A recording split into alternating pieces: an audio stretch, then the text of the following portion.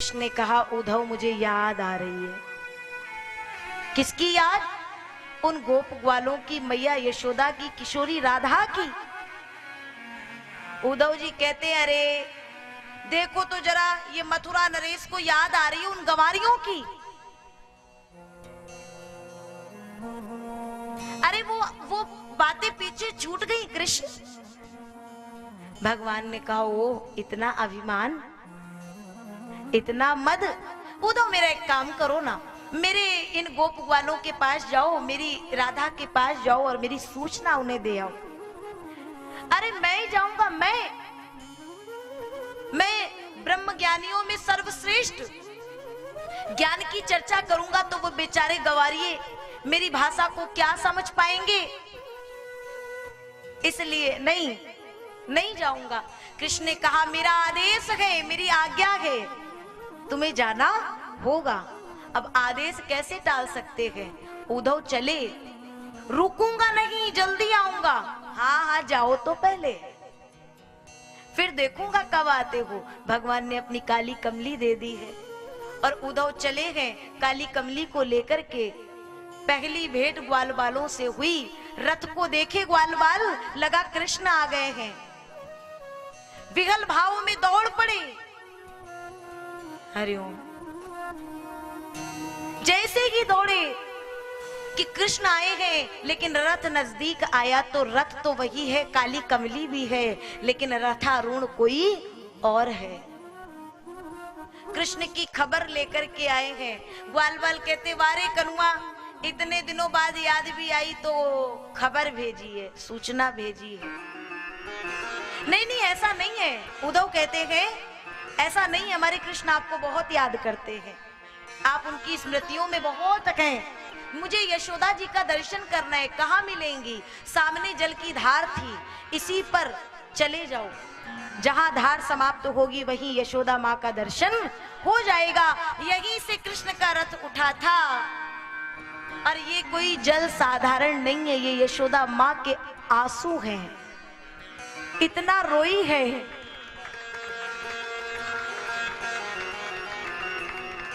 कि जल की धार तो बन गई, लेकिन आंखों के आंसू सूख चुके हैं। कृष्ण के याद में, स्मृति में।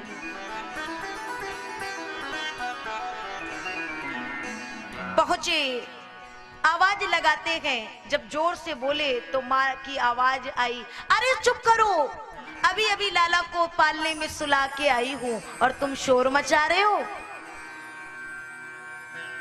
ये ज्ञान की सीढ़ियां खिसकने लगी कि जिस कृष्ण को मथुरा नरेश के रूप में छोड़ के आया हूं, ये माँ उसे पालने में सुला रही है। परिचय दिए, फिर राधा के बारे में पूछे, वहां से गए और एक वृक्ष की ओट से देखते हैं कि सखियां बातें कर रही हैं। मेरे स्वप्न में कृष्ण आया, माखन चुरा गया, मेरे स्वप्न में आया, गैया मैया को खोल गया। राधा जी कहती, तुम धन्य हो, कम से कम तुम्हारे स्वप्न में कृष्ण आते हैं। मेरी तो ये स्थिति है कि गता निद्रापि बैरिणी, ये बैरी निंदिया भी चली गई जब से कृष्ण गए हैं। उतने में ही उद्धव पहुंच गए।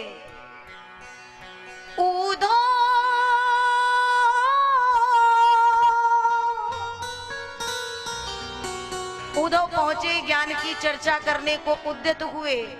मैं कृष्ण की ये पत्री लेकर के आया हूं, कृष्ण आपको बड़ा याद करते हैं। जितना प्रेम, जितनी याद आप कृष्ण की करती हैं, ये मेरा ज्ञान है, उतना ही भजन और उतनी याद परात्पर अखिलेश्वर पर ब्रह्म की कर लो।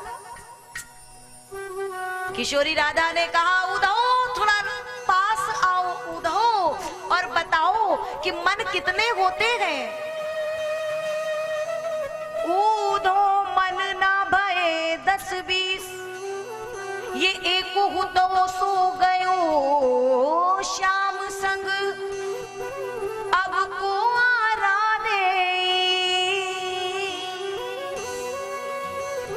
वो एक मन तो गोविंद के साथ गया है, इसलिए हे उद्धव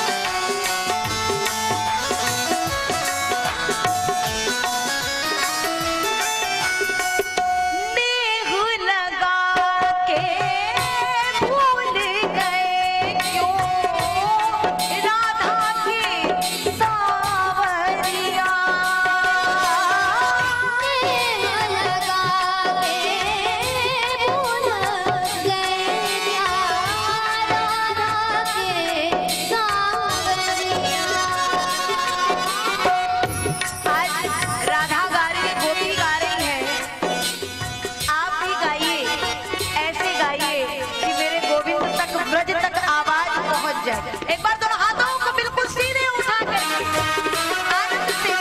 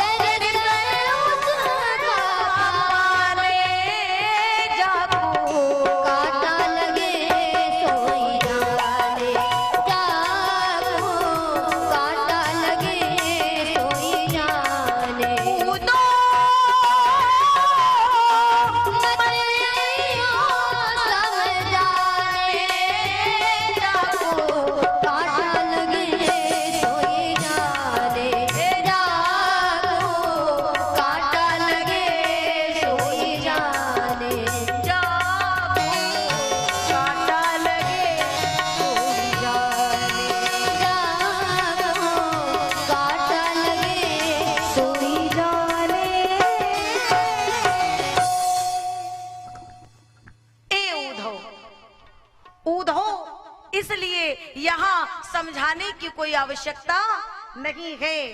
और क्या हुआ, संतों ने कहा उपदेश के लिए उद्धव आए थे, लेकिन हुआ क्या, स्वयं ही उपदेश लेकर के जाना पड़ा। उपदेशन आयो हु तो मोहि भयो उपदेश, उद्धव यदुपति पै गए किए गोप को बेश। आज वही ये जो जिनको गवारियां कह रहे थे, उन्हीं गवारियों गोपों में से किसी एक का वेश, कोई गोप बन करके उद्धव वहां पहुंचे और भगवान के पास पहुंच करके भूले यदुपति नाम कहो गोपाल गोसाई। यदुपति नाम भूल गए, जो मथुरापति की रट लगाए थे उद्धव, वो भूल गए।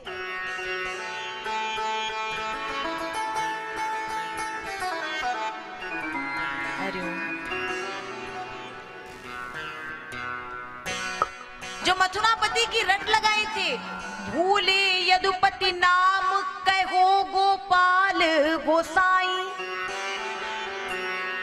अब गोपाल कह रहे हैं, यदुपति नहीं कह रहे हैं। एक बार ब्रज जाऊं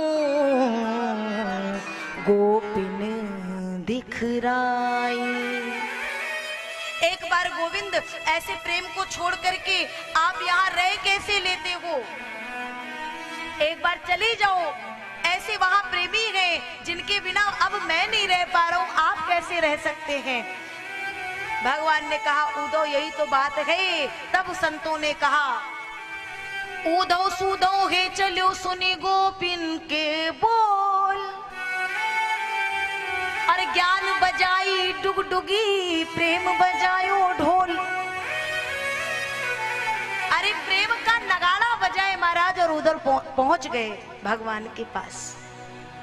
उद्धव से भगवान कहते हैं उद्धव यही तो बात थी, ज्ञान तो तुम्हारे पास भरपूर था, प्रेम की कमी थी, उस भक्ति की कमी थी, इसलिए वहां तक भेजा। भक्ति का प्रेम का संपुट लग गया है, अब तुम्हारा ज्ञान पूर्ण हो गया है। जो ज्ञानी है ना, जो संसार में बहुत विद्वान स्वयं को कहते हैं, भगवान ने कहा है ज्ञान सदैव अपूर्ण है और भक्ति सदा पूर्ण है। इसलिए ज्ञान लाओ अच्छी बात है, लेकिन भक्ति के बिना नहीं। और उद्धव को उसी समय सर्वांग का दर्शन कराया है।